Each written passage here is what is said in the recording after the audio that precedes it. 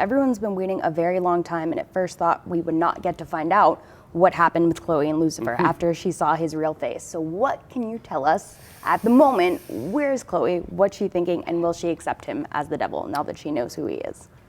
Well, I mean, that is the big question. I think that's Lucifer's main concern. I mean, when we open the season, we realise that it's a month after the reveal of the end of season 3. And the detective disappeared. She kind of left that scene when the police swarmed in, and Lucifer never saw her again. She took her child and she went somewhere, and he hasn't heard from her. He's heard nothing at all. So he's been wallowing in this kind of self-hatred for a month. You know, he's been turning up to crime scenes, hoping that she might be there, and she hasn't. And just as he's starting to think that she may never come back, she comes back, and she comes back claiming that she's processed this entire ordeal and that she is. She just wants to get on and work again.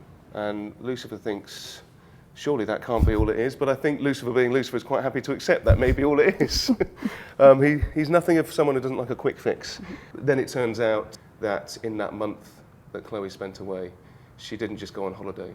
She went and she started doing a lot of research about the devil, and she went to a place where she believed she could talk to someone about it. And her path is crossed with a character called Father Kinley, and we find out that maybe Chloe is plotting against Lucifer to try and send him back to hell. We do know we have a big introduction of a character we haven't seen before this season, Eve. Yes. What can you tell us all about Eve? All about Eve, which is the name of the episode she arrives in. Yes. There we go. Well, she's played by Inbar Levy, who is fantastic.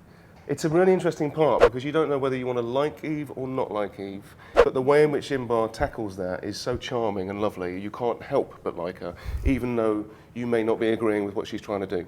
But also, you know, she arrives at a time when Lucifer's at his lowest ebb, and it's seemingly over between him and the detective.